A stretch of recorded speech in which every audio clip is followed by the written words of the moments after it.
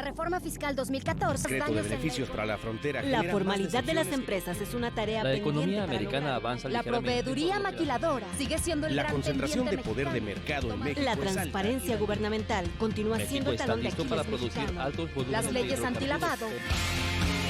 Solo Negocios Radio, las mejores entrevistas y análisis para lograr una toma de decisiones adecuada. Contáctenos. Correo electrónico. Correo @solonegocios.mx. Página de internet. www.solonegocios.mx. Facebook. www.facebook.com/solonegociosmx. Twitter. @solonegocios. Y recuerde, no es nada personal, son solo negocios.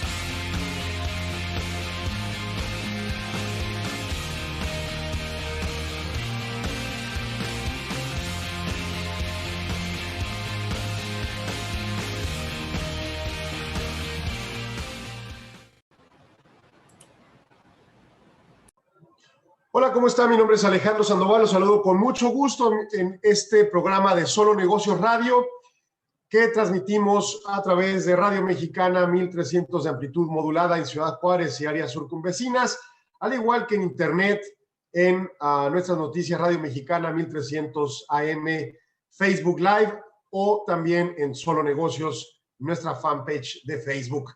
Y bueno, pues el día de hoy vamos a estar platicando de diversos temas relativos al acontecer económico y en particular con algunos indicadores tanto mexicanos como de los Estados Unidos. Y bueno, pues vamos a empezar el programa platicándole acerca de la temática de regional. La Universidad de Texas en El Paso nos arroja su información relativa al barómetro de negocios de la zona Borderplex en su volumen 5, número 4, para abril 2021, formulado por el doctor Thomas Fullerton y su equipo de trabajo de la Universidad de Texas en El Paso, como le digo.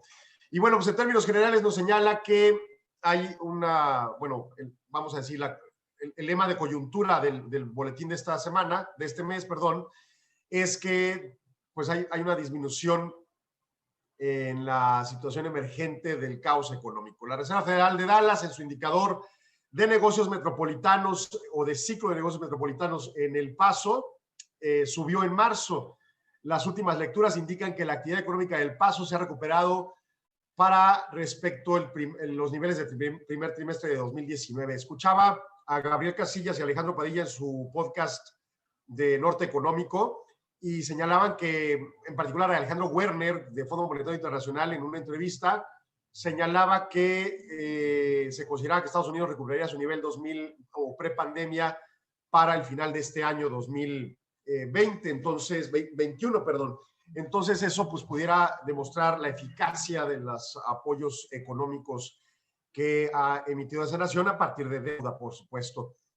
Aún con el desarrollo favorable, el índice de estrés económico de los hogares de El Paso, del modelo econométrico de UTEP, en el marzo sube también de manera importante. Una fuente subyacente que incrementa el índice de estrés es en función de la inflación de consumo. Obviamente, entre más estrés económico es peor, ¿no? Entonces, esta alza es notoriamente preocupante a partir de precisamente entender que es por una alza en la inflación. También contribuye al estrés económico el desempleo, que todavía persiste. La tasa de desempleo en El Paso se mantiene en 8% por el primer trimestre y aunque es El Paso una de las ciudades líderes en la nación americana en función de la provisión de la vacuna contra el SARS-CoV-2, lo cierto es que pues, se concibe que sería hacia finales del segundo trimestre cuando empiece a haber una reactivación de mayor generación de empleo. Las suspensiones de evicción han detenido, ¿no?, la provisión de las asistencias o del programa de estampillas o de asistencia suplemental nutrimental. Por lo tanto, se logra ya tener un registro por debajo de lo de hace un año, por tercer mes consecutivo para el mes de marzo. La curva de rendimientos se aplana en marzo. La tasa de los CETES de los Estados Unidos, los Treasury Bills, en promedio para el mes de marzo se mantuvieron por debajo del 0.1%. Las notas con plazos de 2 a 10 años se mantuvieron visiblemente al alza, con, por ejemplo, el de 7 años subiendo arriba de 1% por primera vez en 13 meses, y en más largo plazo, aunque todavía están negativas en términos reales, para 20 y 30 años están por arriba de 2% por primera vez en 14 meses. Se empieza a estabilizar un poco el mercado financiero, pero muy poco. El Comité de Mercado Abierto de la Reserva Federal concluyó su reunión de 2 meses este mes para sostener y ser asertiva en que va a mantener la tasa de interés y la compra de activos por un tiempo, ¿no? Que se habla, pues sería hacia finales de 2023 como mínimo, aun cuando la inflación esté rondando tensiones o presión hacia el alza.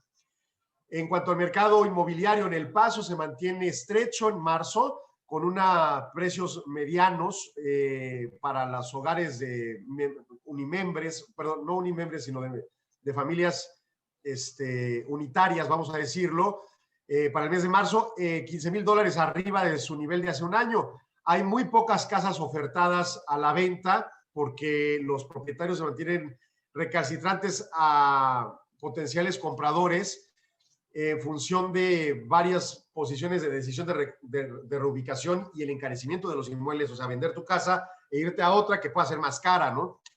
En cuanto al tráfico de pasajeros en el aeropuerto de El Paso, se mantiene todavía por debajo de los volúmenes de hace un año, incluso por debajo de la mitad de los volúmenes, pero en contraste, el viaje en vehículo ha crecido, causando que los precios de la gasolina regular en El Paso llegue a $2.89 por galón de dólar para el mes de marzo, con un alza de 96 centavos en lo que fuese un comparativo anual hacia el año atrás.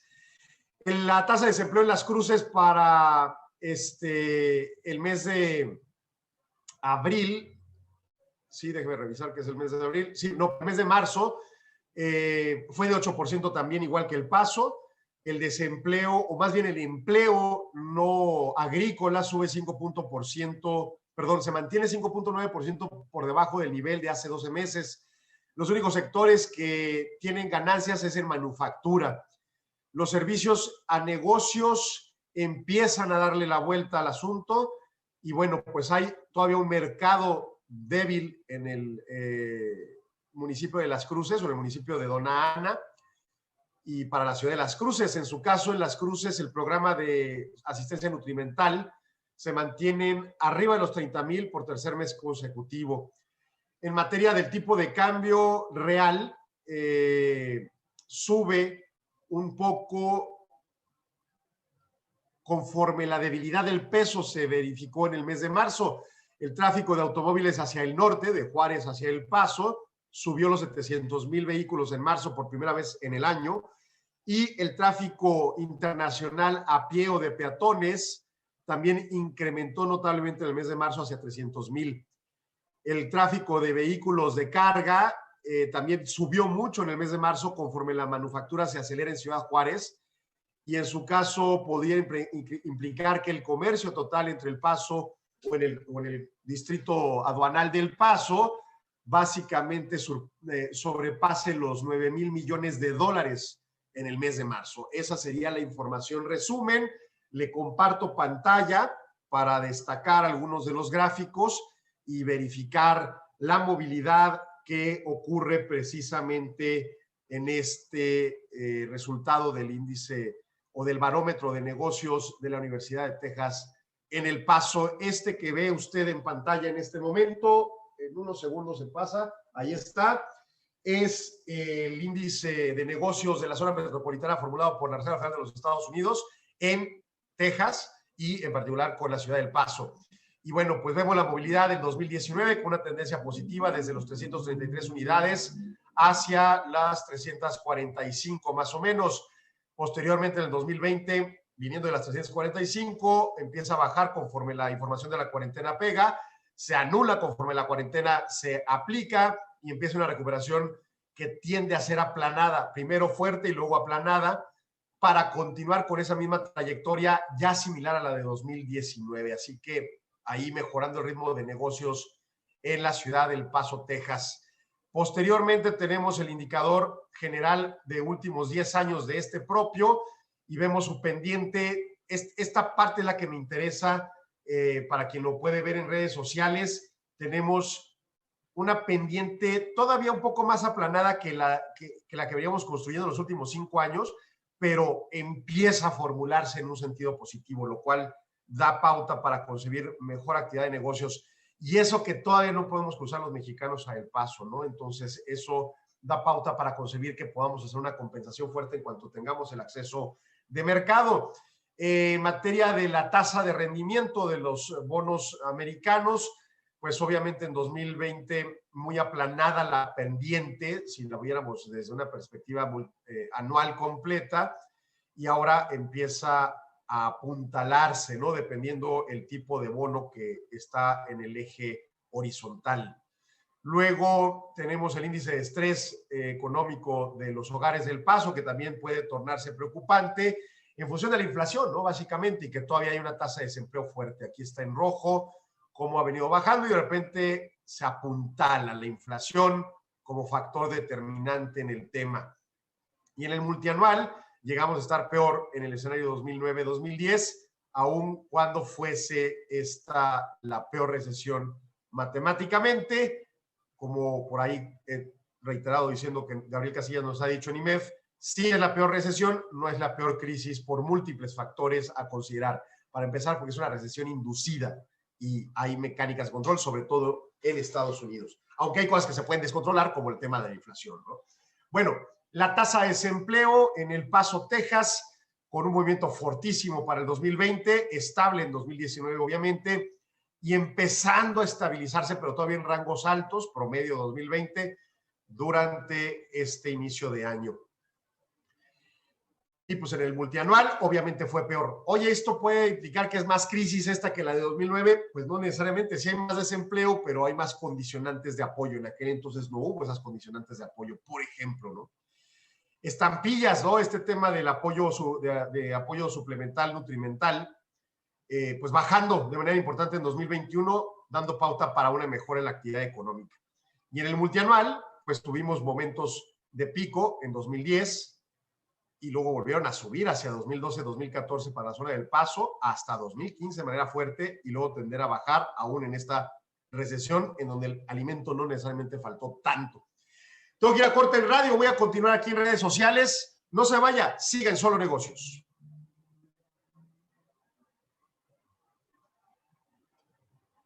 Y bien, seguimos aquí en Solo Negocios para comentarles sobre este contexto, ¿no? de la situación económica, y ahorita que estamos en redes sociales nada más, pues verlo en la perspectiva de gráficos.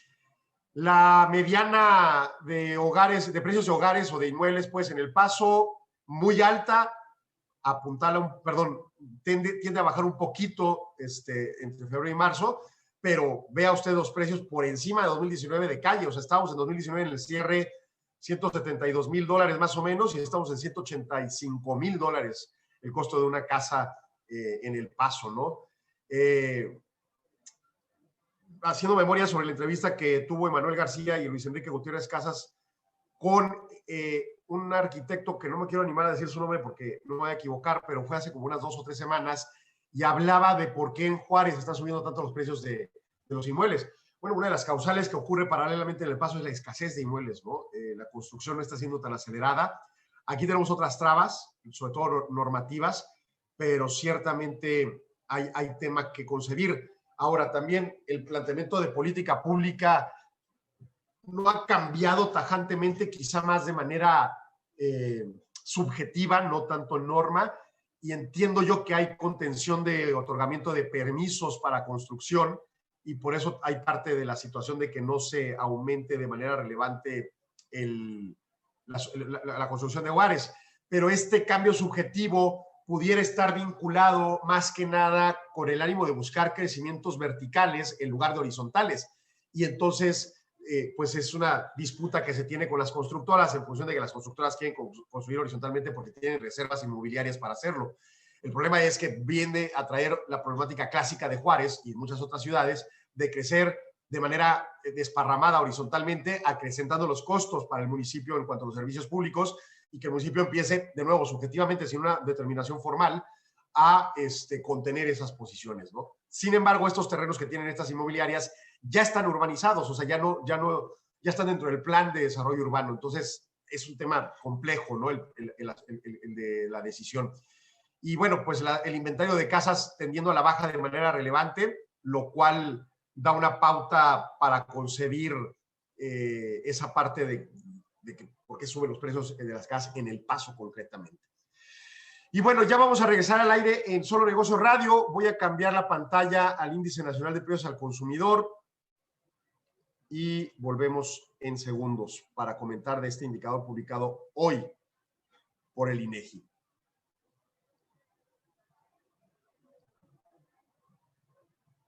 Bien, continuamos aquí Solo Negocios Radio y estamos comentando pues el cierre, las condiciones finales del indicador de el Business Barometer, pero pues ahora nos vamos exclusivamente con Índice Nacional de Precios al Consumidor para el mes de abril 2021, en donde el resultado arroja una inflación de 0.33% respecto al mes inmediato anterior, con un resultado anualizado de 6.08%, sosteniéndose por arriba del rango que tiene como objetivo el Banco de México. Bueno, el Banco de México no tiene un rango, tiene una tasa objetiva, 3%. Ahora, se da permisibilidad de que se mueva entre -1 y +1 punto porcentual completo, y entonces hablaríamos de desde 2% hasta 4%. Estamos en 6, segundo mes consecutivo de estar por encima del rango.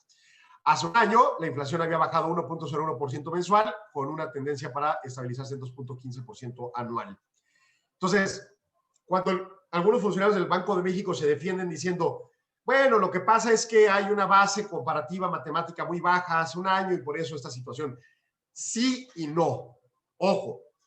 Vámonos a los temas concretos del indicador y ahorita ahondo en la temática. Índice de precios subyacente, que es la parte no volátil de la inflación, sube 0.37% mensual y hacia 4.13% anual. Y este es uno de los puntos preocupantes. O sea, que tu inflación que induce las tasas de interés, que no todo, están muy bajas y por eso su inducción hacia arriba, pues tienen una situación en donde se está traspolando la inflación.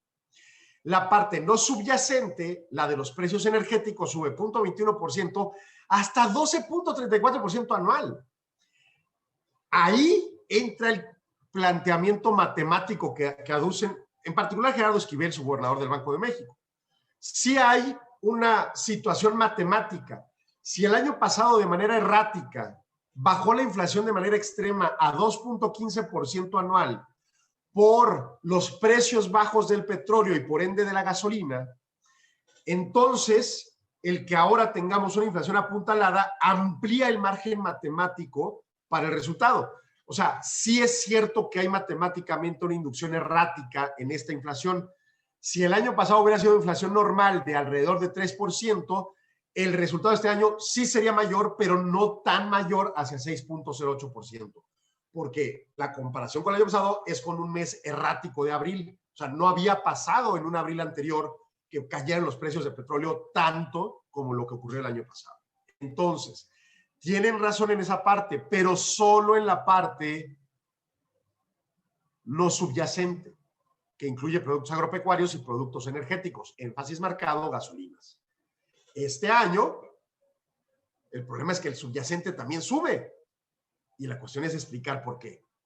¿Qué subió más? En la subyacente, las mercancías, más incluso que los servicios, que de cualquier manera suben fuerte, 0.28. Pudiera entender yo, y ahorita vamos a ver el desglose de cuáles productos, o servicios, pero por ejemplo servicios, si los incluimos los turísticos, bueno, puedo entender que en abril subieran los turísticos porque se atraviesa Semana Santa y hay gente que sale de la ciudad y suben los precios de los hoteles y el transporte aéreo y demás. Pero la parte de mercancías, ¿por qué? Bueno, tenemos alzas en combustibles que traen mercancías, tenemos alzas en alguna escasez de producción y de acortes de inventario, sobre todo en la producción estadounidense y mexicana de industria que aprovisiona estas mercancías que consumimos en última instancia. Y eso está ocurriendo por una situación global que tiene que ver, por supuesto, con el asunto de los chips escasos en el mundo computacional, en el mundo electrónicos. Pero y la parte nacional, y la parte de mercancías ordinarias, y la parte de servicios no turísticos, o O sea, ¿cómo queda, no? Y vámonos a la parte finalmente de no subyacente. Los agropecuarios suben 2.61%, subió fortísimo los agropecuarios. Hay problemas en el suministro de productos agropecuarios. Y también subió fuerte, pero no tanto como los agropecuarios, los energéticos y tasas del gobierno.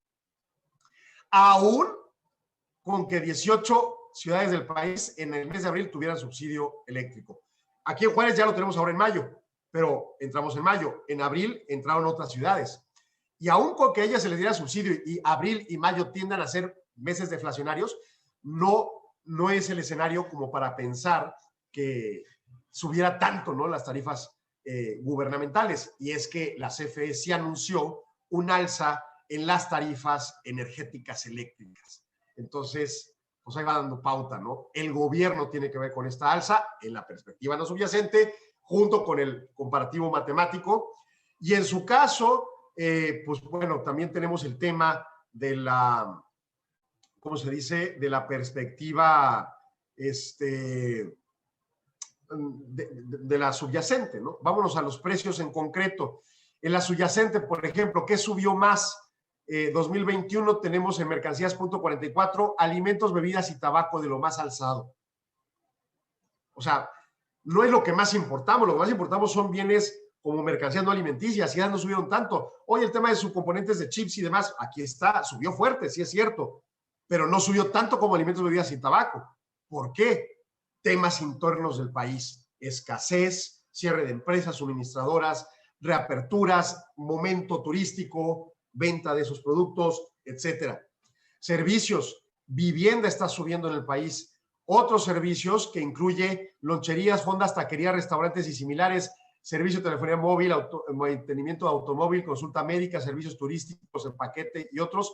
Obviamente el tema turístico influyó también, ¿no? Y en el no subyacente, agropecuarios 2.61, fuerte en frutas y verduras, y baja la tasa de energéticos inducido por los subsidios, aún con el alza de CFE, ¿no? Bueno, nos vamos a por producto específico, gráficos primero, y en gráficos tenemos, válgame, nos tienen perdidos, que esta inflación es la más alta en los últimos 10 años para un mes de abril, inflación general, 0.33 contra cualquier mes previo. El año pasado muy errático, ciertamente. Dos, un tema de, no, esta es repetida, la gráfica subyacente es la que quiero, nada más que está lenta la memoria de la computadora, y está. Vea usted, tuvimos en subyacente una inflación en tercer lugar, ¿no? La más alta fue en 2018, en segundo lugar en 2017 y en tercer lugar este año. Entonces realmente no fue tan impactante la subyacente para el propósito general, sino en todo caso la no subyacente, ¿no? Que debería haber sido un mes con tendencia bajista de manera fuerte, sobre todo estos años anteriores, por el tema de subsidio energético, este año 2020 por el tema petrolero, y este año sube. Entonces, problemas, ¿no? En la parte no subyacente, énfasis pudiera ser agropecuario, pero habrá que evaluar. Y ahí el resultado analizado. ¿Sabe la inflación no subyacente, el trancazo que sube, ¿no? Pero también la subyacente sube fuerte. Y finalmente, nos vamos a productos. ¿Qué productos provocaron estos movimientos? Los más inflacionados incluyen el jitomate, el aguacate, el chile serrano y el tomate verde. Para un segundo nivel, las gasolinas que continúan, sube y sube cada mes, la tortilla de maíz, las loncherías y fondas, el pollo y la vivienda propia. ¿Qué se deflacionó? Electricidad, pues de nuevo está el tema de subsidio eléctrico que es más fuerte que el alza de tarifas, papas y tubérculos, y luego ya en segundo nivel, gas doméstico LP que se deja de usar porque baja el frío, servicios turísticos en paquete porque se dejan de usar ya hacia el final del mes, calabacita, chayote y nopales en principio. Y nos vamos ahora por entidades federativas, las más inflacionadas, Tlaxcala, Morelos, Guerrero, Durango y Zacatecas, las menos, Tabasco, Nuevo León, Campeche, Quintana Roo y Coahuila cediendo precios. Y por ciudades finalmente nos vamos con Izúcar, Matamoros en Puebla con 1.11, Tlaxcala con 1.06 y Fresnillo, Zacatecas con 0.96, en particular Chihuahua en noveno lugar, 0.86, y las ciudades menos inflacionadas, Acuña con 2.38 a la baja, Villahermosa con 1.28 a la baja, Tampico, Tamaulipas con 1.04 a la baja. Vámonos rápidamente antes de irnos a corte al índice nacional de precios al productor, la parte de la cadena productiva, la parte que viene hacia atrás, que señala básicamente que el INPP total con petróleo sube 0.22 en el mes hacia 4.92 en el año, y hace un año fue de 1.45 en el mes y de 3.28 en el año. Vámonos a la tabla para explicación más sucinta, y tenemos que en bienes intermedios en el mes es 0.53, en finales 0.09 para un total de 0.22.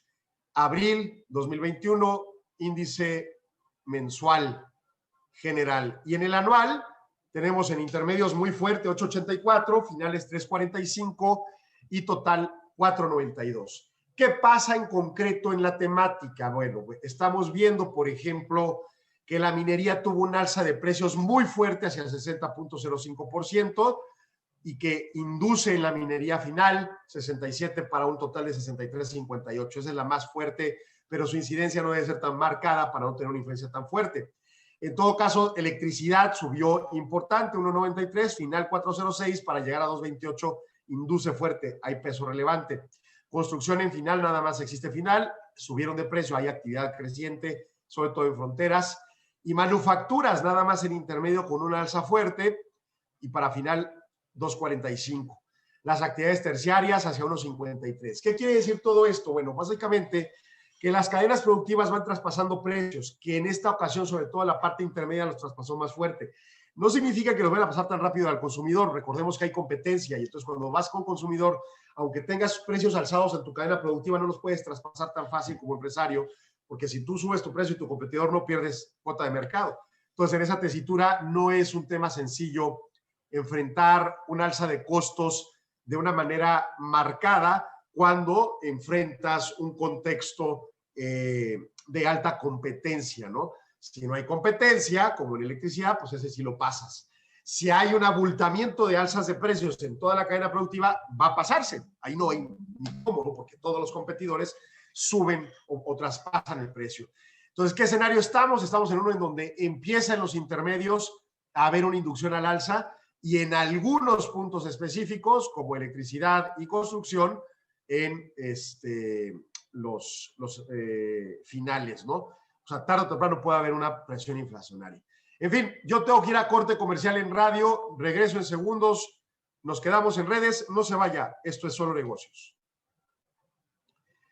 Y bien, seguimos en redes sociales y vamos a comentarle algunos puntos particulares de esta tendencia inflacionaria, ¿no? Por ejemplo, si nos vamos a un desglose más amplio en la tasa de inflación, podemos comprender ciertas sinergias y ciertas presiones en algunos subsectores, los cuales eventualmente puedan o no influir para que se traspase a inflación de consumidor un alza en los precios. Y, por ejemplo, vemos en términos de gráficos, es un mes de abril más inflacionado en general que los años anteriores, 2 años anteriores. Pero más enfáticamente analizarlo contra 2019, porque 2020 es un año influido muy fuerte por ese escenario pandémico, tema petróleo, tema OPEP, etcétera, etcétera. Entonces, errores OPEP, más bien deberíamos de decir, ¿no? Ese sería el comparativo adecuado. Y luego ya nos vamos por sus desgloses. Por ejemplo, vamos a fijarnos en finales, o en totales, ¿no? Que este es mensual.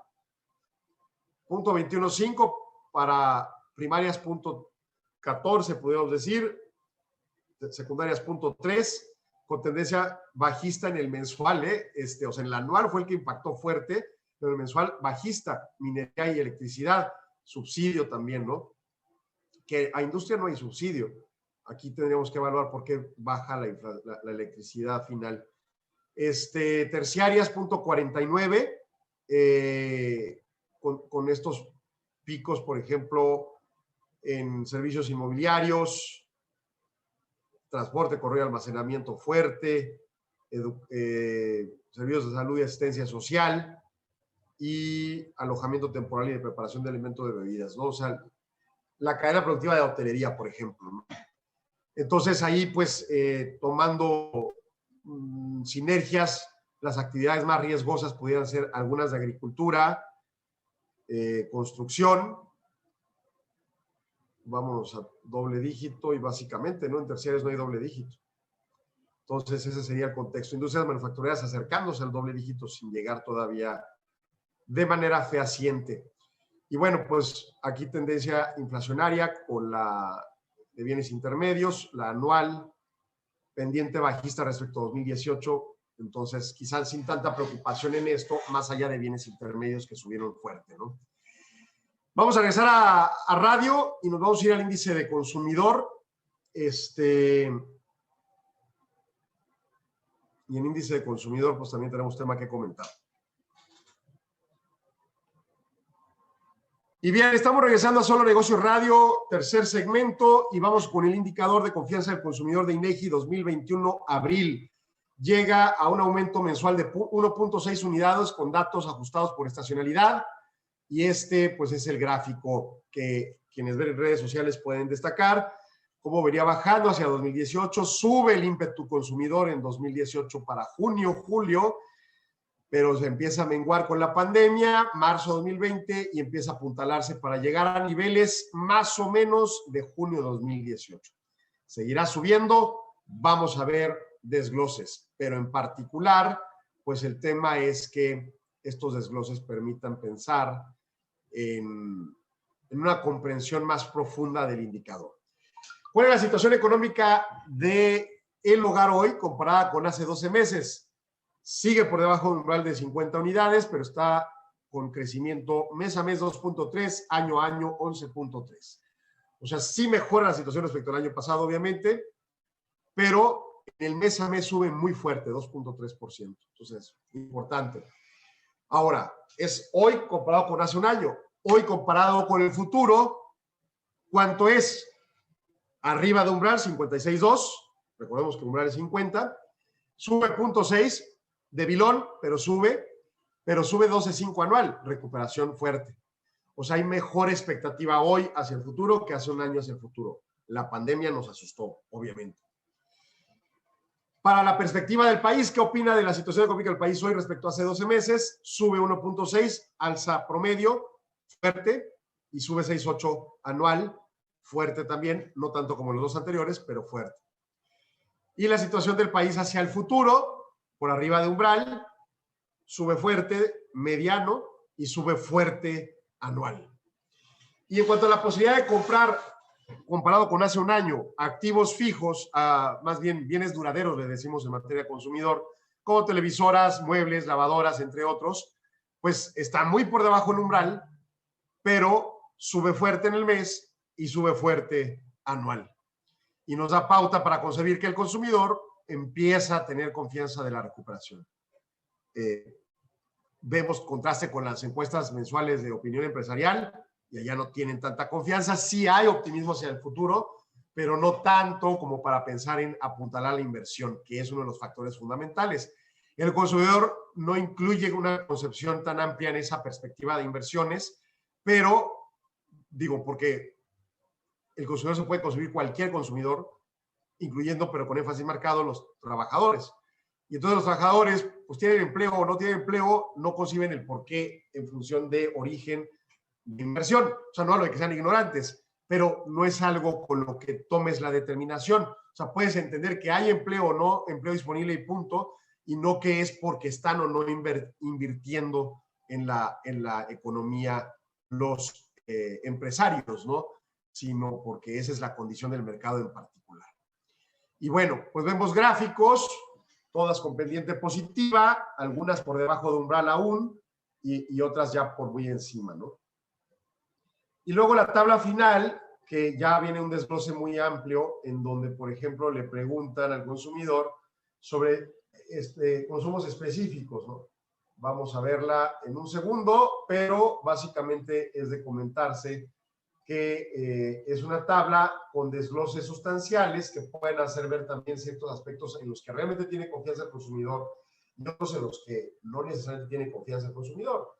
Está muy amplia la tabla, pero, por ejemplo, vamos a pensar en la compra de un automóvil en los próximos 2 años, sube medianón, no tan fuerte, mes a mes, sube medianón, no tan fuerte, año a año, pero el umbral está en la calle, ¿no? O sea, son 50 puntos, está en 11.7, también bien bajo, ¿no? ¿Considera algún miembro del hogar comprar, construir o remodelar una casa en los próximos 2 años? 16.5 umbral, muy bajo, sube mes a mes bajón y sube año a año medianón. Entonces, la concepción de compras relevantes, en términos de la cantidad de dinero que implican, pues está contraída, ¿no? Podríamos decir, optimista hacia crecer, pero contraída en términos de que no crece tan fuerte, como las otras que son compras ordinarias en materia genérica del hogar, ¿no? Y pues ahí el índice del consumidor. Ahora nos vamos a ir a un índice de producción, que estos nos ocupan en función de la entender del mercado y de la inversión potencial a este mercado automotriz, que es el registro administrativo de la industria automotriz de vehículos ligeros de abril 2021. Bueno, pues en este mes se vendieron 83.611 coches, vehículos ligeros. En el mes de abril, de enero a abril, en el cuatrimestre van 1.090.304 vendidos, producidos, y en su caso, vendidos al exterior, o sea, a exportación, 928.223 vehículos. Este indicador está construido por la información de 22 empresas afiliadas a la Asociación Mexicana de Industria Automotriz, la MAIA, y a Giant Motors Latinoamérica y Autos Orientales Picacho. Y en su caso, pues bueno, aquí el gráfico, ¿no? Tenemos la construcción cuatrimestral de 271 vehículos automóvil y 818,000 camiones ligeros. O sea, nuestra producción es más enfática en vehículos más grandes que los automóviles, pero son camiones ligeros, no son tractocamiones.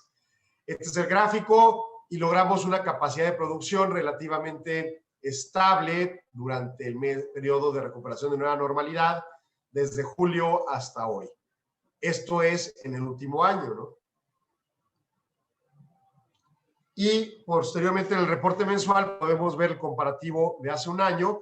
A abril 2021 traemos 269,000 vehículos producidos contra 3,000 el año pasado. El año pasado debe haber cerrado, debe haber sido cero. Pero pues lo poquitito que se mantuvo abierto produjo prácticamente cero, 3,722 coches, ¿no? Entonces, obviamente, la variación porcentual es absurda, ¿no? 7,132%.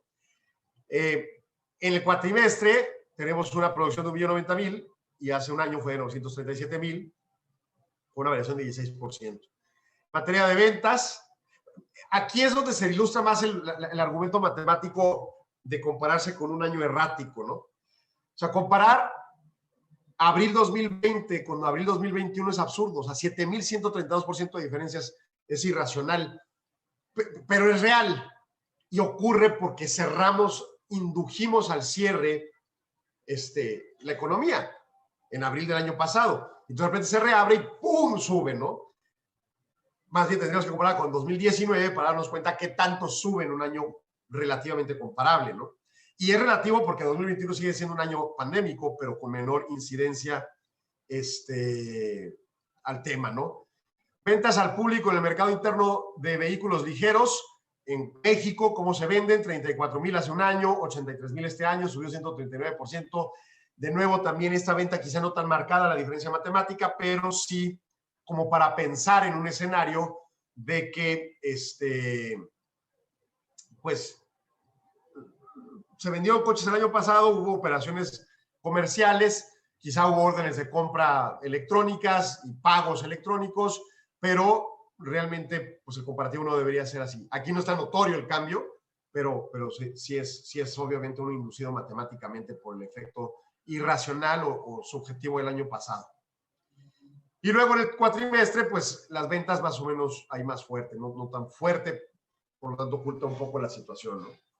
Y luego ya se va por marcas. En exportaciones también, hace un año se cierran prácticamente las exportaciones y también el alza es irracional, 652%, o sea, no es normal, porque es el año pasado una base comparativa muy baja contra una más relativamente normal de 2021. Y en el cuatrimestre, 10% de alza, pues que también trae algo de la base comparativa bajista del año previo.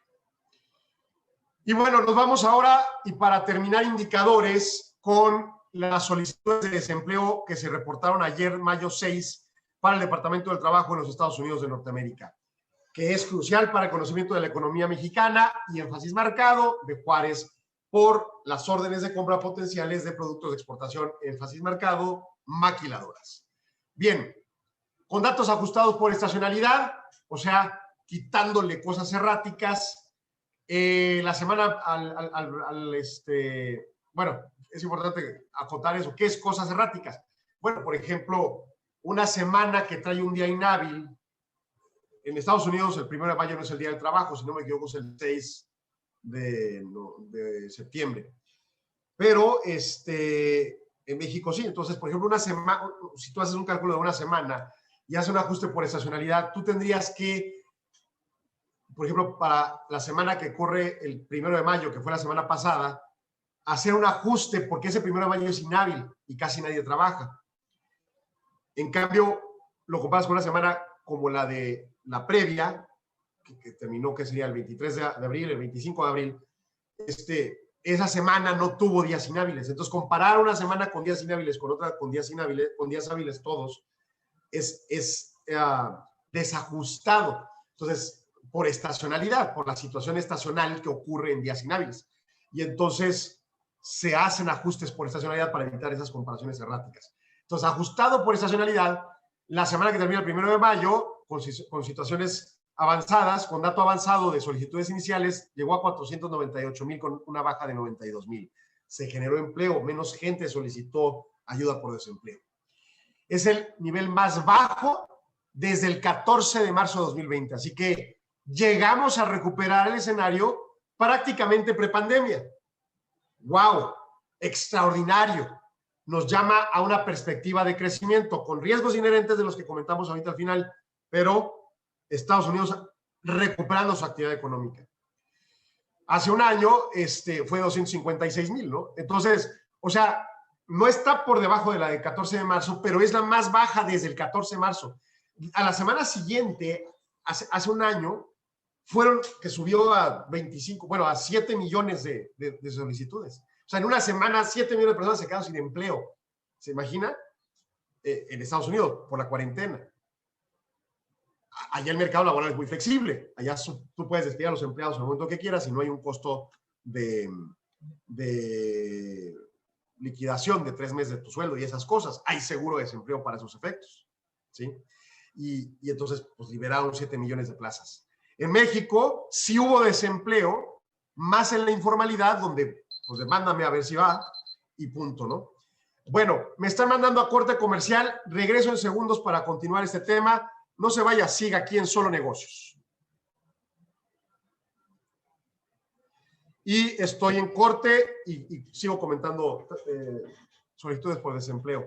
Entonces, recuperando el ritmo, todavía no a niveles prepandemia, me equivoqué ahorita que lo señalé así, pero sí ya en el nivel más bajo respecto a lo que pasó el año pasado, que fue de 256,000. Bueno, la semana previa se revisó al alza hacia 553,000, desde 553,000 a 590, y el promedio móvil de 4 semanas es de 560,000 con una baja de 61,000. Y ese es el menor promedio móvil de 4 semanas desde el 14 de marzo de 2020, que fue de 225,000. Una semana previa se fue de 621,000. O sea, hay una tendencia de recuperación excelente. Estuvimos estancados de septiembre a febrero, pero ya marzo y abril, y ahora ya mayo, empezando a mejorar las condiciones laborales. Meta de la Reserva Federal, que ojo, si la Reserva Federal prevé que aceleramos el paso a recuperar empleo pleno, va a tener una de sus 2 puntos cumplidos y entonces sí pudiera pensarse en subir la tasa de interés. Tema complicado en los mercados financieros que a la postre podría traducirse en conflictos para los mercados reales. No porque sea irreal el financiero, sino porque ese es, pues, financiero propiamente, ¿no?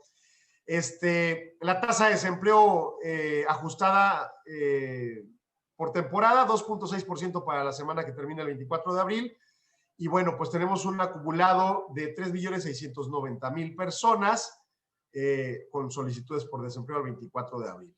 Y aquí vemos el gráfico, pues, como obviamente tuvimos un escenario terrible en las cuarentenas, una recuperación con la nueva normalidad, baja, y aquí se estanca en septiembre del año pasado, bajando poquito, volviendo a subir hacia febrero, y luego ya empezamos con una pendiente bajista, notoriamente, lo cual es extraordinariamente positivo. La tasa de desempleo ajustada llegó hasta 25%. Ah, no, estos son millones en acumulados y ya vamos en menos de 5 millones, ¿no? Entonces, pues bien el tema y mejorando la actividad económica de Estados Unidos, lo cual dará pauta para el crecimiento a la par de generar riesgos, ¿no? Y bueno, ya vamos a regresar a Solo Negocio Radio al último segmento para irnos a los comentarios sobre IMEF News. Le voy a promocionar este y otro documento que quiero comentarle para cerrar el programa. Voy a dejar de compartir pantalla unos minutos.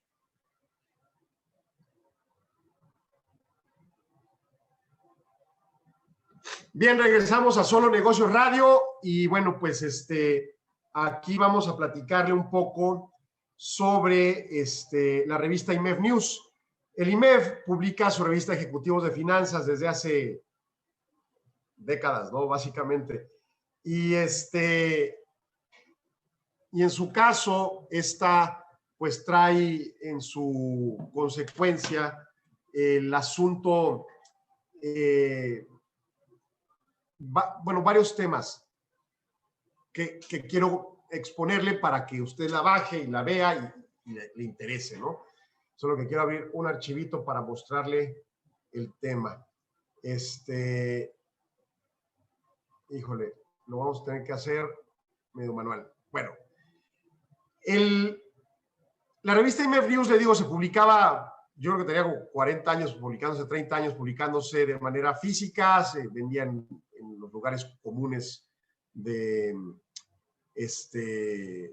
revistas, y pues sucede que el caso de la pandemia provocó que IMEF no pudiera costear la publicación impresa del documento. Y entonces ahora se publica en el portal revista.imef.org.mx este boletín, llamémosle IMEF News, ¿no? El cual en su caso tiene esta información pues de calidad financiera que puede ser de su interés. Es de acceso gratuito en el portal que le señalo, imef.org.mx, en la parte de publicaciones, revista, o directo en revista.imef.org.mx. Y en su caso, bueno, pues este documento, y ahora sí se lo voy a compartir en pantalla y para radio se lo narro, pues incluye una sección que estamos en evolución. Hace poco me tocó participar en un, se llaman de estos, como mesa de trabajo para poder aportar ideas para modificaciones a la revista y qué sumar y qué restar. Y bueno, pues ahorita ya en unos segundos se publica en pantalla, pero básicamente la primera sección es una de noticias, ¿no? En IMEF, los miembros participamos ocasionalmente en publicaciones periódicas que tenemos acordadas con, por ejemplo, El Economista o El Financiero, también El Universal. Y entonces tomamos uno de los artículos que veamos que tienen más empuje y lo publicamos como una carátula principal. Y aquí hablamos solo, bastaron 3 minutos y el Estado de Derecho quedó entredicho. Este es un editorial formulado por Adriana Reyes Urrutia, quien publicó a nombre de IMEF en El Economista cuando se habló del tema del transitorio aquel que le da a Arturo Saldívar, presidente de la Suprema Corte de Justicia de la Nación, que a mí ya me tocó aquí criticar, una prórroga de su mandato, ¿no? No una reelección, porque es inconstitucional, sino una prórroga que juegan con las palabras para manipular el derecho. Entonces, es una crítica al respecto. Del lado derecho vienen 3 notas que hay un vínculo en el que se puede acceder a él, en donde pues son notas relevantes que se consideran, que IMEF considera que son relevantes a compartir. No necesariamente son de IMEF, algunas sí, y bueno, pues se publica, ¿no? En una segunda sección vienen indicadores macroeconómicos con los cuales se puede destacar algunas tablas de, por ejemplo, Bolsa de Valores al cierre de la última quincena. Por cierto, la revista IMEF de Ejecutivos de Finanzas, cuando se imprimía, se hacía mensual. Ahora newsletter es quincenal. Entonces, este es un cierre de últimos 15 días, promedios de cierres, etcétera, etcétera, ¿no? Y comentarios sobre el mercado de valores, el mercado de divisas, el mercado de metales, por qué subieron, por qué bajaron, temas relevantes, razonamientos de volatilidad, el mercado de hidrocarburos, el petróleo, el mercado de dinero, el mercado de deuda, temas relevantes que puedan ser de interés de usted ver cómo va la temperatura del mercado sin estar diariamente metido en los portales de mercados, ¿no? Y cuál es algún punto de enfoque principal. Luego viene un editorial sobre, en este caso, mercados en México a un mes de la elección intermedia, cómo están reaccionando los mercados, posicionamientos que aparenten, por ejemplo, el mercado no ha revelado un posicionamiento que refleje una incertidumbre fuerte respecto al resultado potencial de la elección, ¿no? Se profundiza en el artículo principal de Arturo Saldívar, y luego tenemos otro editorial, que es como una nota editorial interna también de IMEF, Genevieve Signoret, amiga de nosotros personalmente y de IMEF, incluso IMEF Juárez, y bueno, pues dinero fácil, mucho dinero disponible, ¿no? Hablando y criticando el planteamiento de la liquidez que está provocando esa posición ultralaxa de los mercados, de los bancos centrales y cómo lo están viendo los mercados, ¿no? Y luego tenemos pues, las tendencias gráficas de ese mismo artículo y su planteamiento como de carta abierta y riesgos correspondientes. Y luego un artículo más con respecto a la nueva normalidad, pues el tema de digitalización respecto a la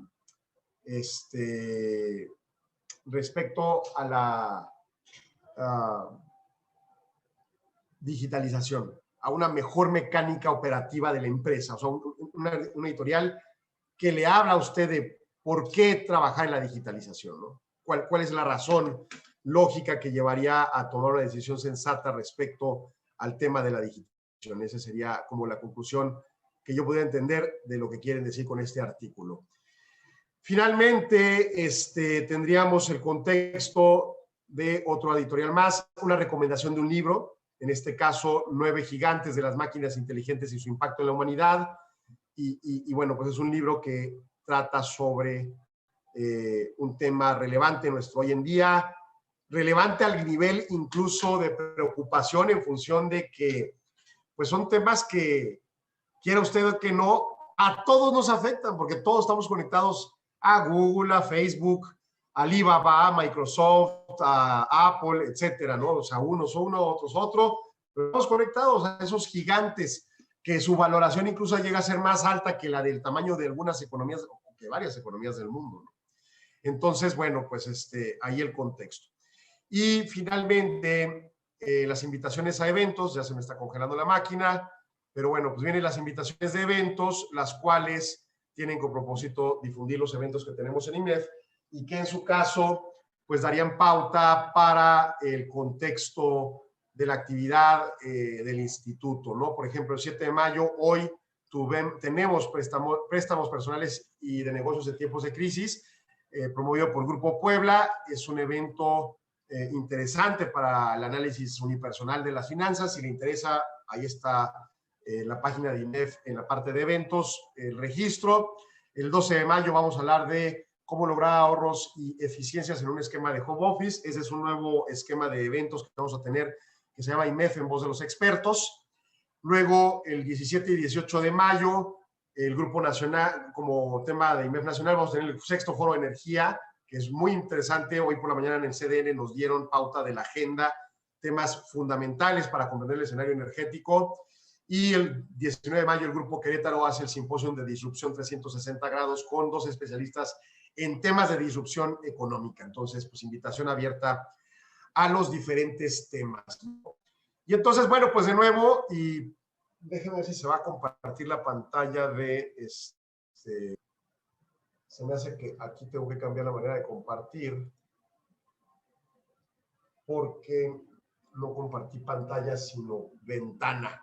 Estos temas tecnológicos de repente, ¿no? Pero bueno, el tema es, en función de la situación,